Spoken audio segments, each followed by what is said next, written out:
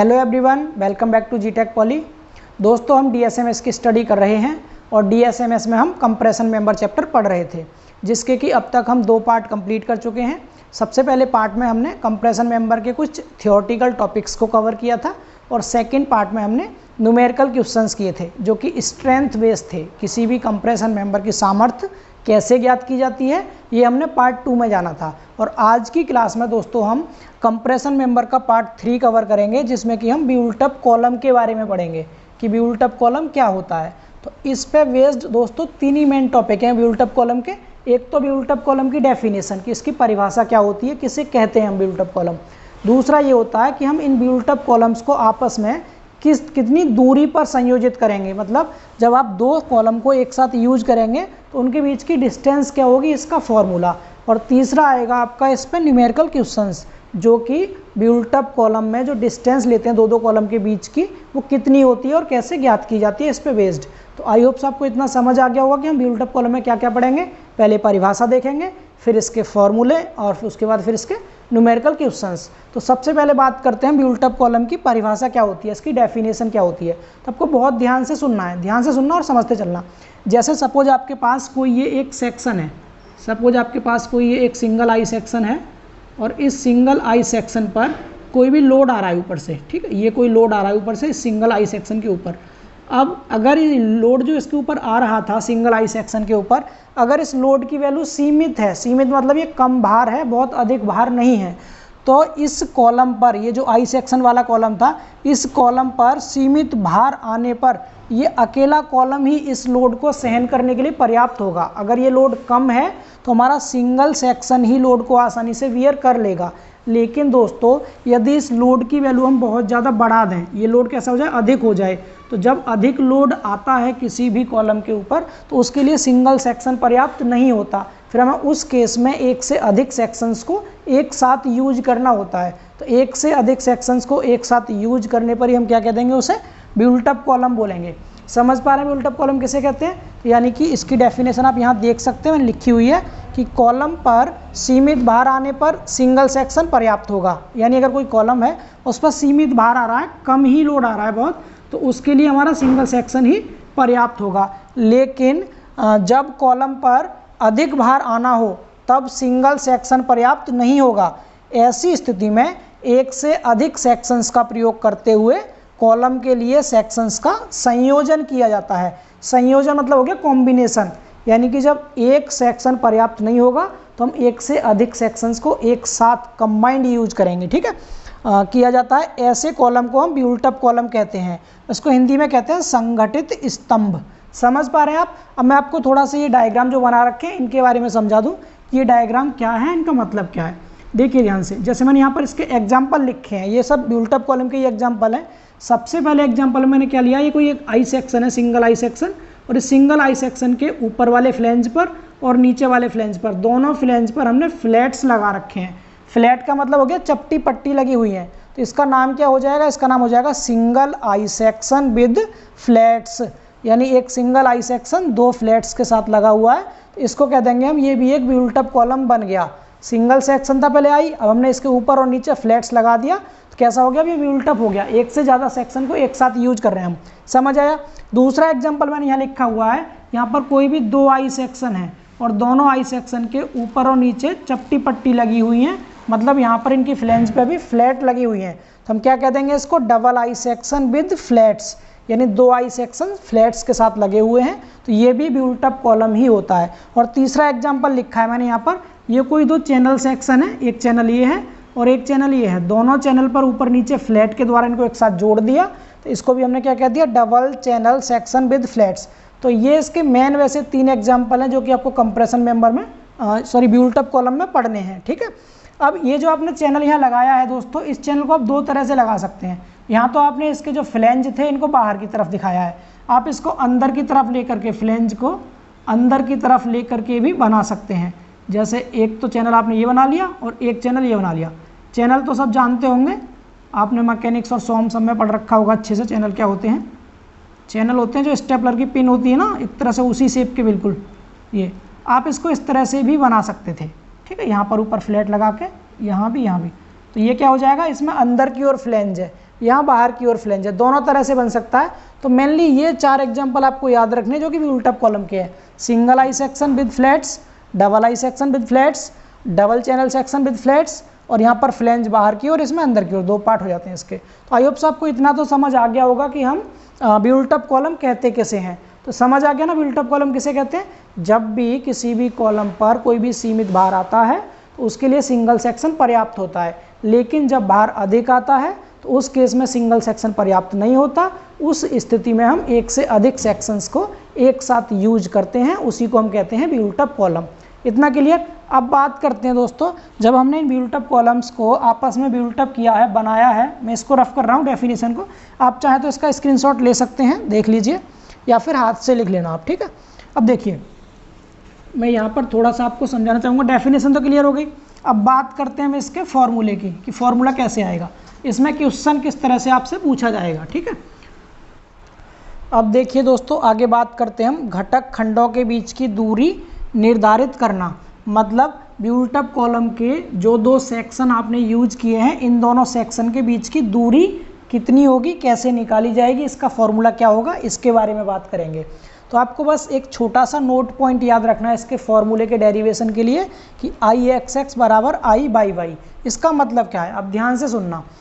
देखो यहाँ मैंने लिखा हुआ है कि घटक खंडों के बीच की दूरी इस प्रकार से सुनिश्चित की जाती है कि पूरे संयोजित खंड का दोनों अक्षों पर, दोनों अक्षों का मतलब क्या है, वाई अक्ष और एक्स अक्ष, ठीक है। तो एक्स एक्स व वाई वाई पर जड़त्व आघूर्ण समान हो, यानी मूवमेंट ऑफ इनर्शिया कैसा होना चाहिए, दोनों अक्षों पर बराबर होना चाहिए, आई एक्स एक्स और आई वाई वाई। ऐसा क्यों करते हैं? तो ऐसा करने से बिल्ट अप कॉलम के दोनों दिशाओं में व्यांकुचन प्रतिरोध, व्यांकुचन प्रतिरोध कहते हैं दोस्तों इंग्लिश में बकलिंग रेजिस्टेंस को, तो वो समान हो जाता है। मैं आपको समझाता हूँ अपनी लैंग्वेज में, ध्यान से सुनना आप। यानी कि जब हम इसकी दूरी निर्धारित करेंगे तो आपको इस तरह से दूरी को निर्धारित करना है, मतलब इस दूरी का जो फॉर्मूला निकालना है आपको, वो इससे निकाल के लाना है, आई एक्स एक्स बराबर आई वाई वाई से। ऐसा क्यों करना है? क्योंकि अगर हम इन दोनों को बराबर लेंगे तो इस केस में जो हमारा बकलिंग रेजिस्टेंस होता है, मार्कर वो क्या हुआ, बकलिंग रेजिस्टेंस जो होगा दोस्तों, बकलिंग रेजिस्टेंस वो दोनों ही दिशाओं में समान रहेगा। बकलिंग तो जानते हैं आप, जैसे कोई कॉलम है, इस पर कोई लोड आता है तो इसके कारण यहाँ से ये बकल कट जाता है बकलिंग, तो जो बकलिंग का प्रतिरोध होगा वो दोनों दिशाओं में समान रहेगा, एक्स अक्ष की तरफ भी और वाई अक्ष की तरफ भी। जब दोनों दिशाओं में बकलिंग रेजिस्टेंस समान होगा यानी प्रतिरोध समान होगा, तो उस केस में तनुता अनुपात का मान घट जाएगा, लैम्डा की वैल्यू क्या होगी, कम हो जाएगी। अब जब तनुता अनुपात घट गया तो आपका सिग्मा AC बढ़ जाएगा, ठीक है, क्योंकि आपको मैंने टेबल में भी दिखाया था वैल्यू निकाल के न्यूमेरिकल क्वेश्चंस में। और सिग्मा AC बढ़ने से स्ट्रेंथ बढ़ जाती है इसकी, क्योंकि फॉर्मूला आपको पता है sigma AC into gross area होता है स्ट्रेंथ का फॉर्मूला। तो सिग्मा AC बढ़ा तो क्या हो गया, फिर स्ट्रेंथ भी बढ़ जाएगी। तो थोड़ा सा ये नोट पॉइंट टाइप से था, आप इसको याद रखना चाहे रख सकते हैं, कॉम्पिटिशन के हिसाब से इंपॉर्टेंट था ये कि हम बिल्ट अप कॉलम में एक्स अक्ष और वाई अक्ष को बराबर क्यों लेते हैं, इसीलिए लेते हैं ताकि दोनों दिशाओं में बकलिंग रेजिस्टेंस समान हो। क्लियर? बकलिंग रेजिस्टेंस समान होने से क्या होगा, बकलिंग रेजिस्टेंस समान होने से लैम्डा की वैल्यू कम हो जाएगी, तनुता अनुपात कम हो जाता है, जिससे सिग्मा AC की वैल्यू बढ़ जाती है और इसकी क्षमता जो होती है, लोड सहन करने की क्षमता, वो भी बढ़ जाती है। तो ये तो आपका बस बेसिक सा नोट पॉइंट था, एक तरह से ऐसे याद रख सकते हैं। मेन जो है आपका फॉर्मूला निकालने के लिए, डेरिवेशन जो करने के लिए, वो सिर्फ एक नोट पॉइंट है, वो है आई एक्स एक्स बराबर आई वाई वाई, अकेला यही आपको याद रखना है इसमें। जब भी आपको बिल्ट अप कॉलम में 2 सेक्शंस के बीच की दूरी निकालनी होगी तो उस केस में सिर्फ आप एक ही पॉइंट याद रखेंगे, आई एक्स एक्स बराबर आई बाई वाई। बार बार रिपीट कर रहा हूँ मैं, याद रखना। देखो मैं आपको इससे फॉर्मूला निकाल के दिखाता हूँ, फॉर्मूला कैसे डेरिवेशन होगा इसका। समझ आ गया ना दोनों सेक्शन के बीच की दूरी? तो देखो डायग्राम समझ लो पहले आप ध्यान से। ये कोई भी 2 आई सेक्शन है, एक आई सेक्शन ये है, एक आई सेक्शन ये है। इस टोटल बिल्ट अप सेक्शन का जो सेंटर है वो यहाँ पर है, ठीक है, यहाँ सेंटर है, ये इसकी वाई अक्ष है पूरे सेक्शन की, दोनों को मिला के, और ये एक्स अक्ष है, ठीक है। अगर मैं अकेले इस सिंगल आई सेक्शन की बात करूँ तो सिंगल आई सेक्शन का वाई अक्ष तो ये है, जिसको मैंने y1 कह दिया यहाँ पर, और एक्स अक्ष इसके इस पर ही आएगा क्योंकि ये सिमेट्रिक है, तो एक्स अक्ष पर ही पड़ेगा, तो जो इसका x1 होगा वो यहीं आएगा एक्स के ऊपर ही, तो इसको मैं लिख के नहीं दिखा रहा। ऐसे यहाँ पर बात करें तो ये दूसरा वाला आई सेक्शन है, तो इसका वाई अक्ष यहाँ होगा आई सेक्शन, तो इसको y1 कह दिया, ठीक है। यानी कि y1 क्या है, सिंगल आई सेक्शन का वाई अक्ष है ये, समझ आ रहा है इतना। ऐसे यहाँ चैनल की बात करें तो चैनल में ये तो हो गया टोटल एक्स अक्ष इस चैनल का पूरे व्यूल टफ सेक्शन का, और ये हो गया इसका वाई अक्ष। अब इस सिंगल चैनल का वाई अक्ष कहाँ पर होगा, एक्स अक्ष तो इसी पर आएगा। अब अगर ये कोई चैनल है दोस्तों, ये चैनल, तो इस चैनल के एक्स अक्ष और वाई अक्ष कहाँ होते हैं आपको पता होगा, एक्स अक्ष यहाँ होता है, वाई अक्ष यहाँ होता है, यहाँ पड़ता है कहीं, ठीक है। अगर इस तरह से बनाए हम, इस तरह से ये चैनल है कोई, तो इसका एक्स अक्ष वाई अक्ष कहाँ होगा, यहाँ होता है। ये आप सबको पता होगा अच्छे से, आपने इसमें सेंटर ऑफ ग्रेविटी वाले चैप्टर में इसको पढ़ा होगा, ठीक है। तो अगर मैं यहाँ पर अक्ष बनाना चाहूँ इसकी, सपोज मैं यहाँ बना रहा हूँ अक्ष, यहाँ पर, यहाँ होके जाएगी वाई अक्ष इसकी चैनल की, ये इसको कह देंगे हम y1 क्लियर। तो ये y1 हो गया। अगर इस चैनल की बात करें इसकी, तो इसकी अक्ष कहाँ होगी, इसके अंदर होगी, इधर ले लो या इधर, किसी भी एक साइड ले लो। सपोज मैं इधर ले लेता हूँ, यहाँ पर, यहाँ ये इसकी y1 एक्स हो गई। तो आपको इतना तो समझ आ गया कि प्रत्येक सेक्शन की एक्स अक्ष और वाई अक्ष क्या क्या है, क्लियर। तो यहाँ पर मैं यही चीज़ लिख देता हूँ आपको, इसको आपको ध्यान रखना है। देखिए ध्यान से सुनिए, सबसे पहले मैं लिख रहा हूँ इसका A1 क्या होगा, ये आपको कुछ पॉइंट है याद रखने हैं। A1 क्या होगा, इसमें देखिए एक सेक्शन ये आई सेक्शन, एक आई सेक्शन ये है, 2 आई सेक्शन है ना। तो किसी भी एक सेक्शन के एरिया, दोनों सेक्शन एक जैसे होंगे, समान होंगे, क्वेश्चन में आपको बराबर दिए जाएंगे दोनों सेक्शन, ठीक है। तो क्या कहते हैं यहाँ पर, एक सेक्शन का एरिया, एक सेक्शन का एरिया। अब जब एक सेक्शन का एरिया A1 है और दोनों एक जैसे हैं, तो दोनों सेक्शन का कुल एरिया कितना हो जाएगा, 2A1। तो यहाँ क्या कह देंगे हम, A बराबर जो कि हमारा 2A1 होगा, इसको बोल देंगे ये क्या है, ये है दोनों सेक्शन कह दो या फिर संयुक्त कह दो, संयुक्त सेक्शन का एरिया। संयुक्त मतलब कंबाइंड सेक्शन का एरिया। इतना समझ आया, A1 और A क्या था, ठीक। इसके बाद बात करते हैं, अगर मैं मूवमेंट ऑफ इनर्शिया की बात करूँ आई की, तो आई y1 से मतलब क्या है, ये y1 क्या है, इस सिंगल आई सेक्शन का बाई अक्ष पर जड़त्व आघूर्ण, यही तो होगा। तो यहाँ कह देंगे एक सेक्शन का बाई एक्सिस पर जड़त्व आघूर्ण, मोमेंट ऑफ इनर्शिया लिख सकते हैं आप पूरा इसको, ठीक है।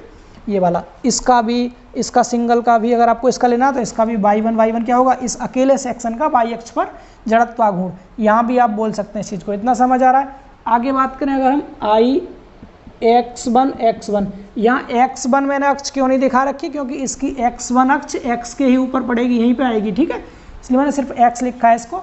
लेकिन आप x1 को लिखेंगे एक सेक्शन का x एक्सिस पर जड़त्व आघूर्ण, क्लियर। तो ये हो गया इतना। अब आपको निकालना क्या है, टोटल सेक्शन का, क्योंकि आपको IXX निकालना है। तो IXX क्या हो जाएगा दोस्तों, यहाँ पर IXX हो जाएगा संयुक्त सेक्शन का, संयुक्त सेक्शन का X एक्सिस पर जड़त्व आघूर्ण, ठीक है। आप लिखते रहना साथ साथ, ज़्यादा राइटिंग को लेकर इशू मत करना प्लीज़, हैं। और IYY क्या होगा, IYY हो जाएगा संयुक्त सेक्शन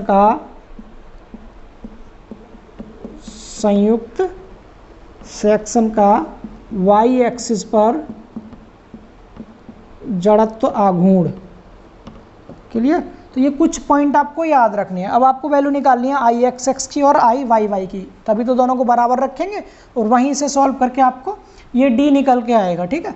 अब यार D के बारे में थोड़ा सा सुन लें आप ध्यान से, ये सब पॉइंट समझ में आ गए ना। A1 क्या है, A क्या है, IX1 यानी IYY1, Y1 IX1 IXX IYY, इन सबको आप नोट कर लीजिए एक बार। अब मैं इसको रफ करके थोड़ा सा आपको आगे समझाता हूँ। ये पॉइंट बेसिक से थे ताकि आपको पता रहे इसमें क्या है, क्वेश्चंस में आएंगे, यूज होंगे, तो आप कंफ्यूज नहीं होंगे फिर वहाँ से। अब आगे देखिए, अब मैं इस D की बात करूँ दोस्तों, तो यहाँ पर यानी I सेक्शन के लिए जो D होता है वो दोनों अक्षों के बीच की दूरी होती है। यहाँ पर D क्या है, दोनों अक्षों के बीच की दूरी, I सेक्शन के दोनों अक्षों के बीच की दूरी। लेकिन यहाँ पर अगर आप D को ध्यान से देखें तो यहाँ पर D क्या है, इस चैनल के पीठ से और इस चैनल के पीठ तक की दूरी, मतलब बैक टू बैक डिस्टेंस है ये। यहाँ पर भी D क्या है, इस चैनल के पीठ से और इस चैनल के पीठ तक की दूरी। तो चैनल के केस में तो याद रखना D क्या रहेगा, चैनल के केस में तो D क्या रहेगा, बैक टू बैक डिस्टेंस होती है, बैक टू बैक डिस्टेंस, ठीक। ये चैनल के लिए रहता है। और आई सेक्शन के लिए डी क्या रहेगा, दोनों अक्षों के बीच की लंबवत दूरी, दोनों अक्षों के बीच की लंबवत दूरी। ठीक है, तो अब इसको लिख लेना, डी के बारे में थोड़ा सा याद रखेंगे इतना। अब देखिए इसका फॉर्मूला निकालना है हमें। अब फॉर्मूला कैसे निकलेगा, ध्यान से सुनना। देखो सबसे पहली चीज हमें निकालना है आई एक्स एक्स। आई एक्स एक्स, आई एक्स एक्स कैसे निकालेंगे, तो ये सिंगल सेक्शन है, इसका इस यानी सिंगल सेक्शन का एक्स अक्ष पर मूवमेंट ऑफ इनर्शिया क्या होगा, आई x1 होगा। ये होगा जो कि आपको स्टील टेबल में दिया जाएगा, वहाँ से लिख लेंगे इसे। लेकिन ये एक का है, हमें निकालना है टोटल, तो क्या कर देंगे, इसको डबल कर देंगे, तो क्या आ जाएगा 2i x1, ये तो हो गया आई एक्स एक्स की वैल्यू, ये मान लो फर्स्ट इक्वेशन। अब निकालना है आपको आई वाई वाई। ठीक है, तो आई वाई वाई देखिए कैसे निकलेगा। अब आई वाई वाई, अब आई वाई वाई निकालने के लिए दोस्तों आपको वाई अक्ष यहाँ पर दो हैं अलग, यहाँ तो एक ही था, एक्स अक्ष और x1 एक दूसरे के ऊपर आ रहे थे, इसलिए हमने इसको डबल कर दिया। लेकिन वाई यहाँ पर अलग अलग है, इस सेक्शन का वाई अक्ष अलग है और इसका अलग है। इस सेक्शन के लिए आपको जो वाई अक्ष है ये वाला स्टील टेबल में दिया होगा, आपको इसका निकालना है मेन का। तो जब भी दो अक्ष एक दूसरे के समांतर होती हैं और आपको इसका मूवमेंट ऑफ इनर्शिया निकालना हो तो आप समांतर अक्ष की प्रमेय का यूज करते हैं। ठीक है, तो हम यहाँ पर समांतर अक्ष की थ्योरम लगाएंगे, और समांतर अक्ष की जो प्रमेय होती है, समांतर अक्ष की प्रमेय, वो आप सबने बहुत अच्छे से पढ़ी होगी। किसी भी अक्ष के अबाउट मूवमेंट ऑफ इनर्शिया आपको निकालना हो तो कैसे निकालते हैं, सेंटर से होकर जाने वाली अक्ष के about movement of inertia plus में एरिया इंटू दोनों अक्षों के बीच की दूरी का स्क्वायर। ये आपने पढ़ा होगा अच्छे से फॉर्मूला। तो हमें यही काम करना है, वाई वाई निकालना है। हमें इस सेक्शन के लिए निकाला, तो इससे होकर के जो सेंटर अक्ष जा रही है y1 है, तो क्या हो जाएगा ये आई y1 प्लस में, अब एरिया चाहिए इसका, तो एरिया कितना था इसका, तो एरिया था इसका a1, एक सेक्शन के लिए a1 ही तो था। अब क्या चाहिए h मतलब दोनों अक्षों के बीच की दूरी। दोनों अक्षों के बीच की दूरी को दोस्तों आप यहाँ पर x मान सकते हैं। ठीक है, हमने इसको स्मॉल x मान लिया, तो आप इसको x का स्क्वायर कर दीजिए। तो ये आ गया किसका फॉर्मूला, आई y1 प्लस, और इसको डबल और कर लेना दोस्तों, क्योंकि दो सेक्शन है ना ये, तो इसको डबल और कर लेंगे हम यहाँ पर, यहाँ डबल कर लेंगे, दो आई सेक्शन थे इसलिए। तो ये समझ आ रहा है, ये हो गया दूसरा इक्वेशन। यानी कि आपको क्या मिल गया यहाँ से, आई एक्स एक्स मिल गया और आई वाई वाई मिल गया। इसमें कोई किसी को कन्फ्यूजन तो नहीं है ना। आई एक्स एक्स कैसे निकाला है, जो एक्स अक्ष पर मूवमेंट ऑफ इनर्शिया था उसको डबल कर दिया। इसमें समांतर अक्ष का प्रमेय क्यों नहीं लगाया, क्योंकि यहाँ पर समांतर अक्ष बन ही नहीं रही। जो एक्स अक्ष होगा इस सिंगल आई सेक्शन का, वो संयुक्त सेक्शन के एक्स अक्ष के ऊपर ही लाई करेगा, इसीलिए। और वाई के अबाउट कैसे निकालेंगे, तो वाई में समांतर अक्ष की प्रमेय लगाएंगे, क्योंकि वाई यहाँ पर है और इस सिंगल सेक्शन का यहाँ पर अक्ष था, दोनों के बीच की दूरी x थी। हमने क्या किया, ICC की जगह तो इस सेंटर से होकर जो अक्ष जा रही है इसका मूवमेंट ऑफ इनर्शिया ले लिया, एरिया की जगह सिंगल सेक्शन का एरिया A1 ले लिया, और x की जगह दोनों के बीच की दूरी x ले ली। ठीक, अब यहाँ से आपको x की वैल्यू फाइंड आउट कर लो। इसको रफ कर रहा हूँ सिर्फ इतने को। अब करना क्या आपको पता है आई एक्स एक्स और आई वाई वाई बराबर होते हैं, दोनों को इक्वल रख दो यहाँ से। जब दोनों को बराबर रखेंगे, आपको निकालना ये है, तो आप क्या करेंगे, आई एक्स एक्स और आई वाई वाई को बराबर रख दीजिए। आई एक्स एक्स के प्लेस पे रख दीजिए कितना, 2i x1 बराबर y की प्लेस पे रख देंगे 2 ब्रैकेट में i y1 plus a1 x square. यहाँ से 2 से 2 ये कैंसिल हो गया, इसको आप इस साइड ले जाइए, तो क्या हो जाएगा, ये i x1 minus i y1 equal to a1 x square. समझ आ रहा है इतना। इस a1 को इधर डिवाइड में ले जाएंगे, तो यहाँ से जो x का फॉर्मूला निकल के आ जाएगा दोस्तों, क्या आ जाएगा, अंडर रूट में i x1 minus i y1 upon a1। Single ये फॉर्मूला आया निकल के आपका x का, लेकिन आपको तो d निकालना था, आपको x तो निकालना नहीं था।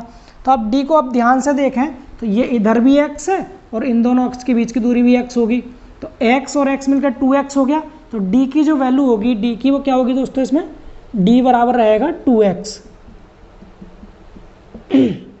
d बराबर कितना आएगा, 2x आएगा इसके लिए अलग आएगा। तो मैं तीनों सेक्शन के लिए d के अलग अलग फॉर्मूले लिख देता हूँ। फिलहाल आप सिर्फ इतना बताओ, आपको x की वैल्यू निकालना समझ में आया या नहीं। एक्स के लिए ये फॉर्मूला याद रखना। अब एक्स सब जगह लगा लो। एक्स क्या था, दोनों अक्षों के बीच की दूरी। यहाँ एक्स क्या होगा, यहाँ से यहाँ तक की दूरी है, ये एक्स होगा। ठीक है, थोड़ा साफ सा लिख दें, तो बोर्ड छोटा है, ये ज़्यादा इफेक्टिव लग नहीं रहा। घर से ही क्लास ले रहे हैं भाई, थोड़ी सी प्रॉब्लम है इसलिए। ठीक है, आगे ये वाला यहाँ पर एक्स क्या होगा, यहाँ से यहाँ तक ये होगा एक्स। दोनों अक्षों के बीच की दूरी ही तो है एक्स। एक्स के बारे में लिख लेना, क्या है एक्स, दोनों अक्षों के बीच की दूरी, दोनों वाई अक्ष के बीच की दूरी है एक्स। ठीक, अब एक्स का फॉर्मूला इसको आप लिख लीजिए, आई x1 माइनस आई y1 अपॉन a1। मैं इसको रफ कर रहा हूँ यहाँ से, और अब आपको डी के फॉर्मूले लिख देता हूँ। अब देखिए डी का फॉर्मूला क्या होगा। तो आई सेक्शन के लिए देख लीजिए, आई सेक्शन के लिए, आई सेक्शन के लिए डी बराबर कितना आएगा निकल के, तो x प्लस एक्स 2x हो गया। तो आई सेक्शन के लिए याद रखेंगे डी बराबर 2x आएगा। ठीक है, x का फॉर्मूला पीछे निकाल चुके हैं आप। फिर लिखेंगे चैनल सेक्शन के लिए, चैनल में भी जिसके फ्लैंज अंदर की ओर हैं, अंदर की ओर फ्लैंज वाले चैनल के लिए, अंदर की ओर फ्लैंज वाले चैनल के लिए क्या होगा डी का फॉर्मूला। तो आप ध्यान से समझना, यहाँ से यहाँ तक एक्स है। देखो दोस्तों, किसी भी चैनल के पीठ से लेकर के और जो बाई अक्ष तक की दूरी होती है उसको बोलते हैं हम सी बाई वाई। ठीक है, ये आपने स्टील टेबल में दे रखी होंगी वैल्यू, आपने देखा होगा। किसी भी चैनल के बैक से लेकर के और बाई अक्ष तक की जो दूरी है वो क्या होगी, सी बाई वाई। तो इस एक्स में अगर आप सी बाई वाई जोड़ देंगे तो आपको ये आधा डी मिल जाएगा, और इतना ही इधर। तो इसका मतलब क्या होगा, टू टाइम कर देंगे कितना, x plus c by y. समझ आ रहा है, ये एक्स और सी बाई वाई दोनों को जोड़ के यहाँ तक दूरी मिल गई, और इतना आधा तो इधर हो गया डी और आधा ही इधर है, तो 2 टाइम कर दिया, डी के बराबर हो गया ये। इतना समझ आ रहा है। अब क्या कर लेंगे, अब बाहर की ओर फ्लैंज वाले चैनल के लिए डी बराबर क्या आएगा, डी बराबर, अब बाहर की ओर के लिए देख लो ध्यान से। तो यहाँ से यहाँ तक आपको पता है, पीठ से लेकर के यहाँ तक की दूरी क्या होती है, सी बाई वाई। अब इस x में से सी बाई वाई घटाएंगे, आपको तो आधा डी मिलेगा। तो यहाँ पर माइनस करना है। देखो इसमें तो जोड़ते हैं, सी बाई वाई को यहाँ तो जोड़ेंगे क्योंकि इधर ऐड करना था। यहाँ पर आपको इस x में से सी बाई वाई इसको माइनस करना पड़ेगा। तो क्या आ जाएगा, ये 2x minus c by Y. तो ये हो गया इसका फॉर्मूला। ये 3 मेन फॉर्मूले हैं जो आपको याद रखने हैं। आई सेक्शन के लिए डी बराबर 2x, चैनल सेक्शन के लिए फ्लैंज अंदर होगा तो x plus c by y करते हैं, बाहर होगा फ्लैंज तो x minus c by y करेंगे। तो ये होगा दोस्तों इसका डी का फॉर्मूला। आई होप से समझ में आ गया होगा। मैं समझ सकता हूँ थोड़ा सा आपको कम इफेक्टिव लग रही होगी क्लास, क्योंकि बोर्ड काफ़ी छोटा है, मुझे वहीं पर मिटा के बार बार लिखना पड़ रहा है। लेकिन थोड़ा सा कोऑपरेट करना दोस्तों, लास्ट टाइम में एग्जाम आने वाले हैं आपके भी, और मैं भी घर से क्लास ले रहा हूँ अभी। ठीक है, तो चलिए फिर आगे बात करते हैं इसके क्वेश्चंस की। फॉर्मूले आपको क्लियर हो गए। अब देखेंगे हम इसके क्वेश्चंस, यानी डी कैसे निकालते हैं, न्यूमेरिकल क्वेश्चन से समझते हैं अच्छे से। तो न्यूमेरिकल क्वेश्चंस में आपको और अच्छे से कोशिश करूंगा समझाने की, ताकि आपके ये फॉर्मूले वाले डाउट भी क्लियर हो जाएं। देखिए ध्यान से। तो देखिए दोस्तों, ये है बिल्टअप कॉलम का पहला क्वेश्चन और कंप्रेशन मेंबर का छठा क्वेश्चन। 5 क्वेश्चन हम स्ट्रेंथ बेस्ड कर चुके हैं पहले ही। तो इसमें लिखा हुआ है, एक संगठित स्तंभ यानी बिल्टअप कॉलम के लिए उपलब्धता के आधार पर 2 ISLB 300 धरण खंड का प्रयोग किया गया है। धरण खंडों को जालक पद्धति द्वारा आपस में बांधा गया है। धरण खंडों के बीच की दूरी d निर्धारित कीजिए जिससे स्तंभ की दोनों दिशाओं में व्याकुंचन प्रतिरोध यानी बकलिंग रेजिस्टेंस समान हो। यदि स्तंभ की प्रभावी लंबाई 400 mm हो तो स्तंभ की भार क्षमता ज्ञात कीजिए। क्वेश्चन समझ आ रहा है। देखने में क्वेश्चन आपको बहुत बड़ा लग रहा है, लेकिन है बहुत आसान। आपको यहाँ से देखकर ही पता चल रहा होगा कि ये बिल्टअप कॉलम का क्वेश्चन है, इसमें लिखा हुआ है बिल्टअप कॉलम। दूसरी बात, इसमें 2 बीम को एक साथ यूज किया गया है और आपसे दूरी पूछी गई है इन दोनों के बीच की। तो आपको इतना समझ आ रहा है। अभी जो मैंने आपको डी वाला फॉर्मूला बताया था उसी से इसको सॉल्व करना है। तो चलिए करते हैं सॉल्यूशन इसका। तो देखिए, सबसे पहले आप देख लीजिए इसमें डेटा क्या क्या दिया है आपको। तो आपको कुछ नहीं करना, सिंपल जो भी आपको यहाँ बीम दे रखी है उस बीम का नाम देखना क्या है, ISLB 300। तो यहाँ लिख लेंगे आप क्या, गिवन डेटा में लिखेंगे पहले ISLB 300 बीम सेक्शन। तो ये बीम सेक्शन है, तो हम क्या करेंगे, डायग्राम बनाएंगे पहले 2 बीम का। ठीक है, आई सेक्शन का ही आपको डायग्राम बनाना है। यहाँ पर बीम जो है आपकी वो आई सेक्शन की शेप में होगी, कॉलम की फॉर्म में होगी। ठीक है, तो यहाँ पर हमने क्या कर रखा है, दो डायग्राम बना लिए। ये एक डायग्राम ये है, दूसरा ये है। डायग्राम मैंने आपको अभी समझाए थे थोड़ी देर पहले जब फॉर्मूले का डेरिवेशन कराया था, तो यहाँ मैंने बना रखे हैं। अब मैं आपको थोड़ा सा और बता दूँ डायग्राम के बारे में। यहाँ पर हमें निकालना क्या है इस क्वेश्चन में, तो आपको यहाँ पर इस डी की वैल्यू निकालनी है, मतलब दोनों अक्षों के बीच की दूरी यहाँ से यहाँ तक जो है ये डी आपको निकालना है। ठीक है, और आपको पता है इन अक्ष के बीच की जो दूरी होती है यहाँ से तक, ये x होगी, ये x होगी। तो x और x दोनों को आपस में जोड़ देंगे तो 2x हो जाएगा, और 2x हमारा किसके बराबर रहेगा, d के बराबर। अभी मैंने आपको फॉर्मूले में बताया था। तो मतलब कुल मिला के ये है, हमें यहाँ पर एक छोटा सा फॉर्मूला यूज करना है, कौन सा, d बराबर 2x। ठीक है, तो x की वैल्यू आपको निकालनी है मेनली। तो सबसे पहला काम करना है आपको, जो भी आपने बीम क्वेश्चन में दे रखी है उस क्वेश्चन में बीम को देख करके स्टील टेबल से उसका डेटा नोट करना है। तो हमने क्या किया, स्टील टेबल में गए और स्टील टेबल में देखा हमने ISLB 300 बीम सेक्शन। टेबल देखने मैंने आपको सिखा रखा है, जिनके पास भी बुक नहीं है डिस्क्रिप्शन में टेबल का लिंक है, PDF डाउनलोड कर लेना आप। तो सबसे पहले हमने स्टील टेबल से देखा तो इसका एरिया A1 देखा। A1 की वैल्यू स्टील टेबल में दे रखी है 4808 mm, इतना समझ आ रहा है। इसके बाद हमने देखा मोमेंट ऑफ इनर्शिया यानी जड़त्व आघूर्ण। तो जड़त्व आघूर्ण आपको x अक्ष पे भी लेना है और y पे भी लेना है। तो यहाँ पर हम ब्यूल्टअप कॉलम में जो x अक्ष पर जड़त्व आघूर्ण लेते हैं स्टील टेबल से, उसको बोलते हैं IX1x1। इसकी वैल्यू हमने देखी स्टील टेबल से, उसमें लिखी हुई है 7332.9 सेंटीमीटर की घात 4 लिखी है। इसको mm की पावर 4 में कन्वर्ट करेंगे तो 10 की घात 4 से गुणा कर देंगे, ये आ गया mm की घात 4 में। इतना समझ आया। फिर देखेंगे स्टील टेबल से IYY की वैल्यू। स्टील टेबल में 1 नहीं लगा होगा, वहाँ केवल IYY लिखा होगा। यहाँ हम 1 क्यों लगा रहे हैं, क्योंकि 2 सेक्शन यूज कर रहे हैं इसीलिए। तो हम वहाँ से देखा हमने स्टील टेबल से, क्या देखा, IYY की वैल्यू, तो वो आ गई 376.2 सेंटीमीटर की घात 4। इसको भी mm की पावर 4 में चेंज करने के लिए 10 की घात 4 से गुणा कर देंगे। तो ये 3 डेटा समझ में आ गया। इसके अलावा आप रेडियस ऑफ जायरेशन भी नोट कर सकते हैं स्टील टेबल से, जो कि 123.5 mm है। दोस्तों रेडियस ऑफ जायरेशन की ज़रूरत हमें इसीलिए पड़ रही है इस क्वेश्चन में, क्योंकि यहाँ स्ट्रेंथ भी पूछी गई है, और स्ट्रेंथ निकालने के लिए हमें लैम्डा निकालना पड़ता है। L/R से मैंने आपको सिखा रखा है, इसलिए R लिख लिया है, अदरवाइज D निकालने के लिए R का कोई यूज़ नहीं होगा।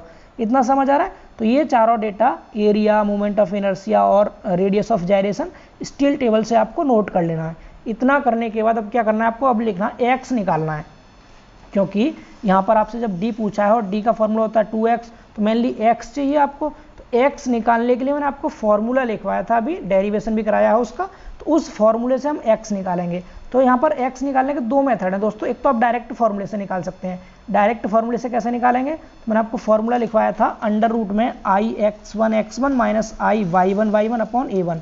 ये फॉर्मूला है आपका x निकालने का, जो कि हमने डेराइव किया था। ठीक है, तो एक तो हम इस फॉर्मूले से निकाल सकते हैं डायरेक्ट, और आप फॉर्मूले से ही निकाल के आना, क्योंकि बिना फॉर्मूले के निकालेंगे आप तो थोड़ा टाइम लग जाएगा। मैं आपको उस मेथड से भी करा के दिखाऊंगा अभी इसी क्वेश्चन में। ठीक है, पहला क्वेश्चन है, मैं दोनों तरीके से सिखाऊंगा आपको, जैसा आपकी बुक में लिखा है वैसे भी और फॉर्मूले से भी। ठीक है, तो फॉर्मूले से अगर हम इसको सॉल्व करेंगे तो IX1x1 स्टील टेबल से हमें मिल गया, हमें उसकी वैल्यू हमने यहाँ पुट कर दी इसकी जगह पे।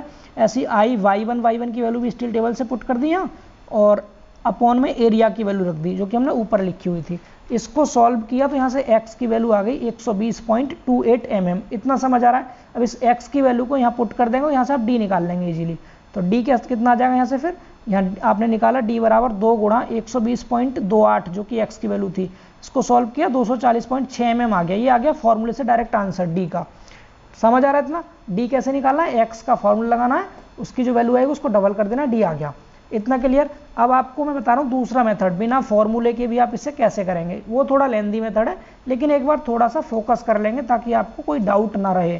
देखिए सेकंड मेथड देखिए डी निकालने का। इसमें क्या करेंगे, मैंने आपको पढ़ाया था ब्यूल्टअप कॉलम के लिए, कोई भी ब्यूल्टअप सेक्शन हो उसके लिए क्या होता है, IXX IYY के सदैव बराबर होता है। ठीक है, तो हमें IXX निकालना है और IYY निकालना है। तो अगर हम इस ब्यूल्टअप बीम का IXX निकालेंगे तो कैसे निकालेंगे, तो आपको मैंने ये अभी बताया था थोड़ी देर पहले, क्या कि अगर कोई भी 2 सेक्शन है और एक साथ यूज करें तो उसका जो IXX निकलेगा, ये वाला दोनों का डबल कर देते हैं, मतलब पहले वाले का XX और दूसरे वाले का XX, इसको डबल कर देंगे। दोनों एक जैसे बीम सेक्शन थे, तो यहाँ से IXX क्या आ जाएगा हमारा निकल के 2IX1x1, और IX1x1 वो वैल्यू होती है जो स्टील टेबल में दी हुई है। तो इसको हमने पुट किया, यहाँ से हमारी ये वैल्यू आ गई IXX की। इतना समझ आ रहा है। अब निकालना है IYY। IYY कैसे निकालेंगे, बाई अक्ष यहाँ पर 2 हैं, एक तो आपका टोटल जो आपका ये सेक्शन दे रखा है बिल्ट अप कॉलम, इसका है वाई एक्स, और एक सिंगल सेक्शन का है वाई एक्स, इधर वाला कोई सा भी एक ले लो। तो यहाँ पर हम क्या करेंगे, समांतर अक्ष की परिमेय लगाएंगे, जैसे मैंने आपको डेरिवेशन बताया था उस फॉर्मूले से हम यहाँ से आई वाई वाई निकालेंगे। तो यहाँ फॉर्मूला लगा दीजिए, फॉर्मूला क्या होता है इसका, आई वाई वाई प्लस मैंने बताया था I C C plus A H square, और सी सी की जगह क्या रखेंगे, सेंटर अक्ष कौन सी है, वाई वन तो आई वाई वन प्लस एरिया ले लेंगे इंटू में दोनों अक्षों के बीच की दूरी का स्क्वायर। ठीक, तो यहाँ से हमने क्या किया, इसको वैल्यू पुट कर दी आई वाई वन की, एरिया की वैल्यू रख दी, एक्स आपको निकालना है, एक्स को ऐसे ही छोड़ दिया। अब ये तो हो गया आपका क्या, ये ऊपर जो निकाला था ये फर्स्ट मान लो इक्वेशन सपोज, और ये जो आपने आई वाई निकाला है सेकंड है। अब दोनों को बराबर रखेंगे हम, दोनों को इक्वल रख दो, यहाँ से पुट कर दो, यानी कि यहाँ पर जो हमने इक्वेशन फर्स्ट ये मान रखी है इसमें आई एक्स एक्स और आई वाई वाई की वैल्यू पुट कर देंगे। पुट किया हमने, दोनों को बराबर रखा आई एक्स एक्स और आई वाई वाई की वैल्यू को, तो यहाँ से 2 से 2 ये कट गया, एक तो ये 2 कट गया यहाँ से और एक ये 2 कट गया। इसके बाद क्या बचा, ये बच गया इधर, और इस वाली वैल्यू को भी हम इस साइड ले जाएंगे तो इधर आके माइनस में हो जाएगी। ठीक है, और जो एक्स स्क्वायर के साथ लिखा है इंटू में ये वैल्यू, ये डिवाइड में आ जाएगी नीचे, इतना आप सबको पता होगा इजीली। ये एक्स स्क्वायर की वैल्यू है, अब यहाँ से अगर हम एक्स निकालेंगे तो क्या हो जाएगा, रूट में आ जाएगा ये, यानी कि रूट में आ गई वैल्यू ये वाली स्क्वायर से इधर। जब रूट में आ गई तो क्या आ गया, अभी देखिए, आप ध्यान से देखिए, जो हम स्टार्टिंग में डायरेक्ट फॉर्मूले से किए थे वही चीज़ आ गई यहाँ। ये वैल्यू किसकी है, ये वाली वैल्यू है आई एक्स की, ये वैल्यू किसकी है, आई वाई की, दोनों को माइनस करके एरिया की वैल्यू ये है, तो फॉर्मूला ही तो बन रहा है यहाँ भी है। तो आप डायरेक्ट फॉर्मूले से करना, इतना लेंथी मेथड यूज मत करना। ठीक है, हमने यहाँ से भी सॉल्व किया, x 120.28 ही आया, d निकाला डबल करके 240.6 mm आ गया। तो ये 2 मेथड से हम d निकाल सकते हैं। एक तो कैसे, अलग अलग आप आई एक्स एक्स और आई वाई वाई निकाल के दोनों को इक्वल रख के कर सकते हो, और दूसरा मेथड क्या है, डायरेक्ट फॉर्मूला लगाना है आपको x का ये वाला, और यहाँ वैल्यू पुट करके x निकालना, डबल करके d निकाल देना है। बहुत आसान क्वेश्चन है, इतना क्लियर हो गया होगा आपको। ठीक है, अब देखिए इसकी स्ट्रेंथ कैसे निकालेंगे, सामर्थ्य। तो स्ट्रेंथ निकालने के लिए आपको क्वेश्चन में क्या दे रखा है, प्रभावी लंबाई क्वेश्चन में आपको दी गई है, जो कि कितनी है, 4000 mm है एल की वैल्यू। ठीक है, ये 4000 mm एल की वैल्यू दी गई है। आर मिनिमम हमने स्टील टेबल से ले लिया, 123.5 mm है। ठीक है, आर के केस में दोस्तों यहाँ बिल्कुल कंफ्यूज मत होना, क्योंकि बिल्ट अप सेक्शन के लिए एक्स अक्ष और वाई अक्ष के movement of radius of gyration को, यानी मिनिमम रेडियस ऑफ जायरेशन को हम बराबर लेते हैं, तो इसलिए आप x वाला भी यूज कर सकते हैं और y वाला भी यूज कर सकते हैं। तो हमने यहाँ पर ले रखा है आर मिनिमम 123.5, स्टील टेबल से लेना है आपको, आप इजीली ले लेना। इसके अलावा आप निकाल भी सकते हो, उसका फॉर्मूला आपको पता है कैसे निकालते हैं, जो भी आई आ रहा है मिनिमम में अपॉन में एरिया करके रूट में ले लेते हैं इसको, ये आर का फॉर्मूला होता है, इससे भी आप निकाल सकते थे, लेकिन हम यहाँ पर फॉर्मूला यूज नहीं करेंगे, डायरेक्ट टेबल से वैल्यू लेंगे। एल और आर पता चल गया, स्ट्रेंथ मैंने सिखा रखा है निकालना, आप इजीली निकाल सकते हैं इसे। दोनों को डिवाइड किया, लैम्डा आ गया, लैम्डा 32.39 आ रहा है। अब ये 32.39 किस किस के बीच में लाई करेगा, 30 और 40 के, तो 30 और 40 के लिए हम टेबल से वैल्यू देखेंगे, जिसमें कि एफ वाई 250 न्यूटन पर mm स्क्वायर के लिए, जैसे लैम्डा बराबर 30 ले लिया और लैम्डा बराबर 40, इसके लिए सिग्मा की जो वैल्यू आएगी, सिग्मा एसी की 145 और 139 आ गई। दोनों का अंतर कितना, 6 का अंतर है दोनों का। अब क्या करेंगे आप, जो बड़ी वाली वैल्यू है पहले उसे लिख लेंगे, माइनस में जो अंतर आया है इसे लिखेंगे, इसके बाद इस पॉइंट को एक स्थान आगे ले जा करके यहाँ लगा के और आगे वाला 0 कर देते हैं, 0.239 हो गया। दोनों का मल्टीप्लाई करेंगे, तो मल्टीप्लाई करने पर ये आ गई वैल्यू, ये आ गई सिग्मा एसी की वैल्यू। और स्ट्रेंथ क्या होती है दोस्तों, स्ट्रेंथ होती है ग्रॉस एरिया इंटू में परमीजुअल स्ट्रेस। ग्रॉस एरिया कैसे लेंगे, 2 आई सेक्शन थे आपके पास, तो पहले आई सेक्शन के एरिया को 2 से मल्टीप्लाई कर देंगे, तभी तो आएगा। तो एरिया था 4808, इसको 2 से गुणा कर दिया, तो ये आ गया ग्रॉस एरिया। परमीजुअल स्ट्रेस अभी निकाली आपने ये वाली, दोनों को मल्टीप्लाई किया, मल्टीप्लाई करके यहाँ से स्ट्रेंथ निकल के आ गई है, इसको किलो न्यूटन में चेंज करके ये हो गया इसका आंसर। तो आपको समझ आ गया होगा, इसमें स्ट्रेंथ भी हमने निकाल के दिखा दी है। इतना समझ गए, अब आगे देखिए अगला क्वेश्चन। अब बात करते हैं नेक्स्ट क्वेश्चन की। देखिए नेक्स्ट क्वेश्चन में लिखा हुआ है, यहाँ क्वेश्चन नंबर 7 है ये, इसमें लिखा हुआ है एक स्तंभ का खंड 2 ISLC 350 चैनल खंडों द्वारा बनाया गया है। मतलब यहाँ पर क्वेश्चन चैनल का आ गया ये, और इन चैनलों के बीच पीठ से पीठ यानी बैक टू बैक दूरी निर्धारित करनी है आपको, जिस पर स्तंभ का दोनों दिशाओं में व्याकुंचन प्रतिरोध समान रहे। मैंने आपको बताया था इसमें बकलिंग रेजिस्टेंस समान ही होता है, ठीक है, इसीलिए हम IXX और IYY बराबर लेते हैं। आगे कह रहा है, इसमें 2 पार्ट दिए हैं क्वेश्चन के। फर्स्ट पार्ट में कह रहा है चैनल की फ्लैंज अंदर की ओर हो, और दूसरा कह रहा है चैनल की फ्लैंज बाहर की ओर हो, ठीक है। और एक और पार्ट दिया तीसरा इसमें, यदि इस स्तंभ की प्रभावी लंबाई 5800 mm हो तो स्तंभ की भार क्षमता ज्ञात कीजिए। मतलब आपको एक तो डी निकालना है, दूरी निकालनी है, दो केस में निकालनी है दूरी आपको, जब फ्लेंज अंदर की ओर हो तब भी निकालना है और फ्लेंज बाहर की ओर हो तब भी निकालना है। इसके अलावा एक आपको इसकी स्ट्रेंथ निकालनी है, भार क्षमता। ठीक है, तो चलिए फिर बात करते हैं इसके सॉल्यूशन की। सबसे पहला काम क्या करेंगे, आप क्वेश्चन में देखना सेक्शन क्या है। ISLC 350 चैनल सेक्शन है, तो हम चैनल सेक्शन का नाम लिखेंगे पहले। चैनल सेक्शन क्या था हमारा, इसमें चैनल सेक्शन है 2 ISLC 350 चैनल सेक्शंस। अब इस चैनल सेक्शन को आपको स्टील टेबल में देखना है और वहाँ से जो जो डेटा आपको दिया है वो नोट कर लेना है। क्या क्या लिखते हैं, एरिया लिखेंगे, मोमेंट ऑफ इनर्शिया लिखेंगे और आर की वैल्यू, सिर्फ इतना लिखना है आपको। लेकिन ये चैनल है दोस्तों, इसमें CY की वैल्यू भी आपको नोट करनी है स्टील टेबल से, इसका यूज होगा इसीलिए। ठीक है, तो सबसे पहले वैल्यू लिख लेते हैं, एक बार डायग्राम आपको समझा दूंगा फिर। तो वैल्यू देखिए स्टील टेबल से क्या क्या वैल्यू आई हैं। तो हम टेबल में गए और टेबल में जाके हमने अपना चैनल देखा जिसका नाम था ISLC 350। ISLC 350 को टेबल से देखने पर आपको ये डेटा मिल जाएगा, एरिया मिल जाएगा। IXX लिखा होगा वहाँ टेबल में, आप इसको IX1 बोलेंगे। ऐसी IYY को IY1 कह देंगे। CYY लिखा होगा क्वेश्चन में, RXX लिखा हुआ होगा। इन सबको नोट कर लेना है। यहाँ पर एक ध्यान रखना एक चीज़ का, यूनिट सेम होनी चाहिए। एरिया की तो mm² देगा स्टील टेबल में, लेकिन आई की जो यूनिट है सेंटीमीटर की पावर 4 होगी, इसको mm में चेंज जरूर कर लेना आप 10⁴ से गुणा करके, अदरवाइज क्वेश्चन गलत हो जाएगा। यूनिट सेम करनी है आपको। ये भी सेंटीमीटर में है, इसको भी mm में चेंज करने के लिए 10⁴ से मल्टीप्लाई कर दिया। ये डेटा समझ आ रहा है। ये पूरा डेटा आपको कहाँ से लेना है, स्टील टेबल से लेना है। इतना क्लियर। अब देखेंगे चैनल के लिए डी का फॉर्मूला क्या होता है। तो मैंने आपको अभी बताया ही था डी का फॉर्मूला चैनल सेक्शन में कैसे निकालते हैं। तो अगर ये कोई चैनल सेक्शन है तो यहाँ पर तो फ्लेंज अंदर की ओर है, पहले पार्ट में अंदर की ओर जिसमें फ्लेंज होती है उसके लिए डी का फॉर्मूला क्या बताया था मैंने, 2 × x + CYY। x और CYY यहाँ से यहाँ तक हो गया है, और ये डी का आधा है, डी पूरा होता है यहाँ से यहाँ तक का, तो क्या हो जाएगा, ये डी हो जाएगा 2x + CYY। इस केस में क्या होगा, डी अंदर का केवल इतना निकालना है डी, तो क्या होगा, आप इस वैल्यू को निकाल लीजिए, छोटी सी जो वैल्यू ये वाली है। इसको कैसे निकालेंगे, इस CYY को माइनस कर दीजिए x में से, आपको ये वैल्यू मिल जाएगी, इसको डबल कर देंगे। तो मैंने भी आपको समझा दिया है, दोबारा समझाने की इसको जरूरत नहीं पड़ेगी शायद।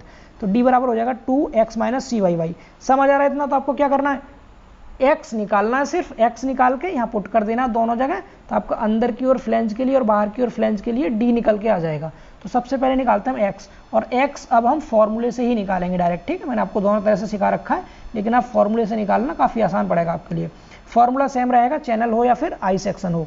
कौन सा रहेगा, अंडर रूट में IX1 minus IY1 upon A1। ठीक है, मतलब x अक्ष और y अक्ष के मूवमेंट ऑफ इनर्शिया को माइनस करके एरिया से डिवाइड कर देना आपको रूट में। ठीक, तो हमने वैल्यू पुट की, स्टील टेबल वाली वैल्यू रख दी यहाँ पर, एरिया की वैल्यू भी रखी, इसको कैलकुलेट किया, यहाँ से x की वैल्यू आ गई 134.23।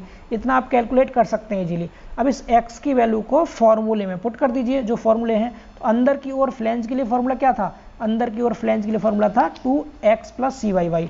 हमने x की जगह पर x की वैल्यू रख दी 134.23 और CYY की वैल्यू स्टील टेबल वाली रख दी 24.1। दोनों को जोड़ के 2 से मल्टीप्लाई किया, 316.7 आ गया, जिसमें फ्लेंज अंदर की ओर थी डी की वैल्यू।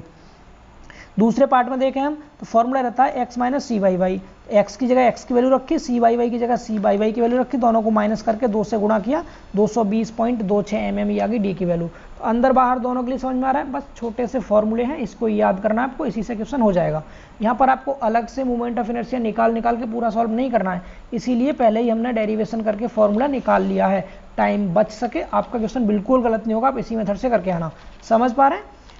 अब आगे देखिए, अब स्ट्रेंथ निकालनी है इसकी, तो स्ट्रेंथ कैसे निकालते हैं, यू नो वेरी वेल। यहाँ पर आप क्या करना है, आपको प्रभावी लंबाई दे रखी है 5800 mm, आर मिनिमम आपने स्टील टेबल से ले लिया, दोनों को डिवाइड किया, लैम्डा आ गया। अब 42.27 लैम्डा के लिए निकालनी है आपको सिग्मा AC की वैल्यू। तो 42, 40 और 50 के बीच में आता है। आपको टेबल में जाना है, कंप्रेसिव स्ट्रेस की टेबल में, वहाँ पर लैम्डा बराबर 40 और 50 के लिए वैल्यू लिखनी है, जो कि 139 और 132 आ रही है। दोस्तों यहाँ एक चीज़ ध्यान रखना, जब आप कंप्रेसिव स्ट्रेस की टेबल देखेंगे, जब Fy की वैल्यू कुछ ना दे रखी हो तो आपको 250 एज्यूम करके ही देखना है। ठीक है, दोनों का अंतर निकाला, 7 आ गया। 7 आ गया अंतर, तो कैसे निकालेंगे, अब जो बड़ी वाली वैल्यू है 139, इसको लिखेंगे, दोनों का अंतर जितना 7 है 7 लिख दिया, और इस पॉइंट को आगे ले जा करके एक स्थान यहाँ पहुँचा देंगे, आगे वाला 0 कर देंगे, इसको यहाँ लिख दिया। इसके बाद हमने इसको कैलकुलेट किया, तो यहाँ से सिग्मा AC की जो वैल्यू आ गई वो आ गई 137.41, ये आ गई सिग्मा AC की वैल्यू। और स्ट्रेंथ क्या होती है, स्ट्रेंथ होती है हमारी gross area into permissible stress. Gross area कितना है, तो जो सेक्शन चैनल सेक्शन का एरिया दिया है उसको डबल कर देंगे, क्योंकि 2 चैनल सेक्शन थे, तो 2 × 4950 कर दिया, इसमें परमीजबल स्ट्रेस की वैल्यू से मल्टीप्लाई किया, यहाँ से न्यूटन में आ गया, 1000 से भाग करके आपने इसको किलो न्यूटन में चेंज कर लिया। तो ये आ गया इसका आंसर। समझ आ गया? तो बहुत आसान था, मैंने आपको इसके एग्जाम्पल करा दिए हैं। तो बाकी आप और भी अगर क्वेश्चंस करना चाहते हैं तो बुक से प्रैक्टिस कर सकते हैं। इसके अलावा मैं आपको अगर लास्ट में टाइम बचेगा तब करा दूंगा। अभी हम इसका डिजाइन वाला पार्ट पढ़ेंगे, ठीक है। अब आपका ये तो हो गया बिल्ट अप कॉलम कंप्लीट। मैंने आपको 2 क्वेश्चन भी समझा दिए, अब आपको कोई इसमें दिक्कत नहीं होगी करने में। तो दोस्तों आज के लिए हम इतना ही रखते हैं बिल्ट अप कॉलम को। अब इसके बाद इसका एक लास्ट पार्ट और आएगा कंप्रेशन मेंबर का, जिसमें कि हम कंप्रेशन मेंबर की डिजाइन करेंगे और लेसिंग एंड वेटनिंग पढ़ेंगे, ठीक है। तो फिर आज के लिए इतना ही रखते हैं, मिलते हैं फिर इसके बाद नेक्स्ट क्लास में। तब तक के लिए बाय बाय, टेक केयर।